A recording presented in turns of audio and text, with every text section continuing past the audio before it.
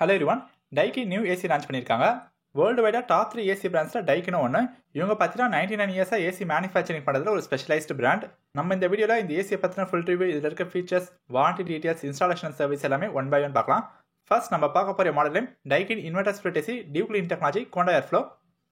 உங்கள் ரூம் சைஸ்க்கு எந்த ஏசி வேணால் கரெக்டாக இருக்கும்ன்றது பார்க்கலாம். உங்களுக்கு ஒரு ஸ்மால் சைஸ் ரூமாக இருந்தால் நீங்கள் 110 ஏசி வேணால் கரெக்டாக இருக்கும். அதாவது 110 ஸ்கொயர் ஃபீட்டுக்கு கம்மியாக இருக்க எல்லா ரூமுக்குமே 110 ஏசி கரெக்டாக இருக்கும். உங்களுக்கு ஒரு மீடியம் சைஸ் ரூமாக இருந்தால் நீங்கள் 1.5 டன் ஏசி வேணால் கரெக்டாக இருக்கும்.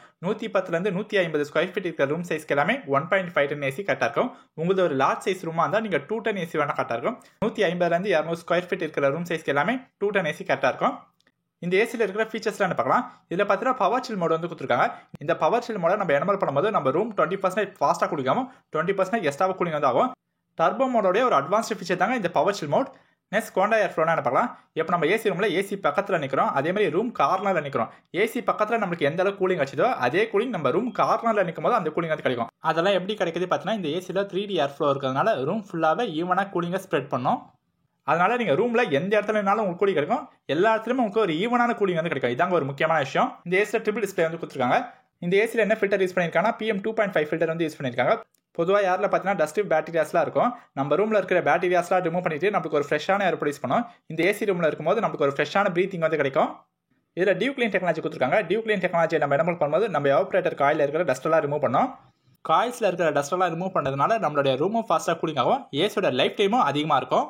இந்த ஏர் கண்டிஷனிங்கில் ஆட்டோ க்ளீன் ஃபங்க்ஷன் இருக்கிறதுனால ஏசியோட ஃபில்டரில் இருக்கிற டஸ்ட்டெல்லாம் ஆட்டோமேட்டிக்காக க்ளீன் பண்ணிக்கும். நம்ம ஃபில்டர் ஃப்ரீக்வெண்ட்டாக க்ளீன் பண்ண வேண்டிய அவசியம் வந்து கிடையாது. ஏசியை ஆட்டோமேட்டிக்காக க்ளீன் பண்ணும்.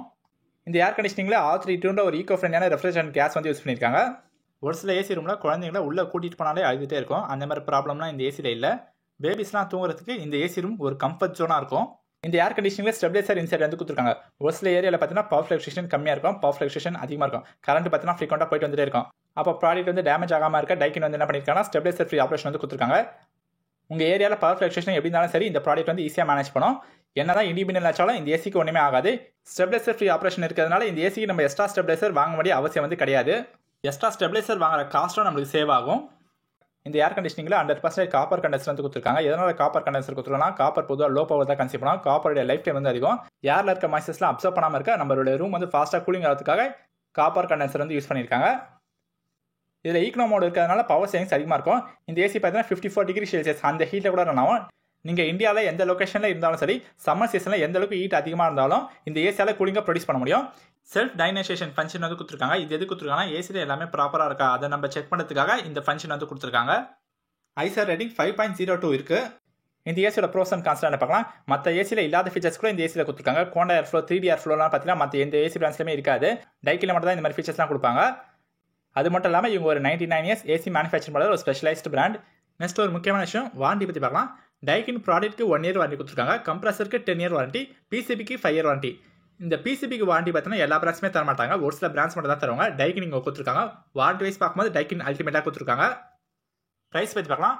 டைக்கின் இந்த ஏசியை கரெக்டான ப்ரைஸில் தான் லான்ச் பண்ணியிருக்காங்க. இந்த ஏசிக்கான அமேசான் லிங்க் டிஸ்கிரிப்ஷன் பாக்ஸில் இருக்குது, நீங்கள் வாங்கிக்கோங்க. இன்ஸ்டாலேஷன் அண்ட் சர்வீஸ் பற்றி பார்க்கலாம். நீங்கள் அமேசானில் ஏசி வாங்கினோன்னா 12 ஹவர்ஸ்லேருந்து 36 ஹவர்ஸ்க்குள்ளே உங்களுக்கு இன்ஸ்டாலேஷன் கம்ப்ளீட் பண்ணி கொடுத்துருவாங்க. இந்தியாவில் இந்த பிராண்ட் கஸ்டமருக்கு ஒரு நல்ல சர்வீஸாக ப்ரொவைட் பண்ணுறாங்க.